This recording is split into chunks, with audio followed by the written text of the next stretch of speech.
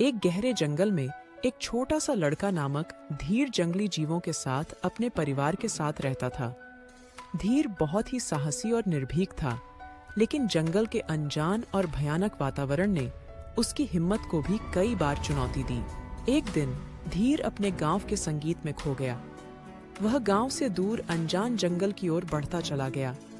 जंगल के अंदर घूमते हुए धीर एक अज्ञात स्थान पर पहुंचा, जहां एक अत्यंत विचित्र मंदिर था। धीर को जंगल के आंधी तूफान में भटकते हुए इस मंदिर का पता लगाना अद्भुत लगा। मंदिर के अंदर एक गुफा थी, जिसमें धीर ने एक पुरानी पुस्तक देखी। पुस्तक में अत्यंत अजीब और भयानक कहानियां लिखी थीं। धीर की करीबी बहन बीना ने उसे सिखाया था कि ऐसी पुस्तकों को छोड़कर जंगल में नहीं जाना चाहिए, लेकिन उसकी जिज्ञासा उसे बांध कर रख दी। पुस्तक में लिखा था कि जंगल के अंदर एक खोज जारी है, जिसमें चिरागों की मदद से वे सोना ढूंढ रहे हैं। धीर ने विचार किया कि क्या यह सच है या केवल एक कहानी है। धीर की जिज्ञासा उसे वहां ले गई, जहां पुस्तक में लिखा था। वह एक छोटे से चिराग को निकाला और आगे बढ़ा। धीर को अपनी हिम्मत पर गर्व था, लेकिन उसकी आंखों में डर भी था। जंगल की अनदेखी कोणों में आधे अधूरे रोशनी में वह आगे बढ़ता गया। धीर का मन हलचल से भरा हुआ था जब उसने अचानक एक गहरी गुफा देखी। गुफा के अंदर कुछ अजीब सी आवाज सुनाई दी, जो उसके हृदय को उत्तेजित कर रही थी। धीर ने चिराग को आगे बढ़ाया और धीरे धीरे गुफा की दिशा में बढ़ा। जैसे ही वह गुफा के अंदर पहुंचा, वह एक बड़ी सी गुफा में खुद को पाया। गुफा के अंदर कुछ विचित्र पत्थरों और भविष्यवाणी के चित्र थे। धीर ने विचित्रता से इन चित्रों को देखा, जो उसकी उत्सुकता को और भी बढ़ा दिया। गुफा के एक कोने में धीर ने एक बड़े पत्थर पर ध्यान दिया, जिस पर एक सुनहरे रंग की लकड़ी रखी गई थी। धीर ने उस लकड़ी को धकेला और उसने एक छोटी सी गुफा का पासा बनाया। धीर के हाथ में यह पासा स्वर्णिम रोशनी फैलाता हुआ, जो गुफा के अंदर की गहराइयों में दिखाई दी।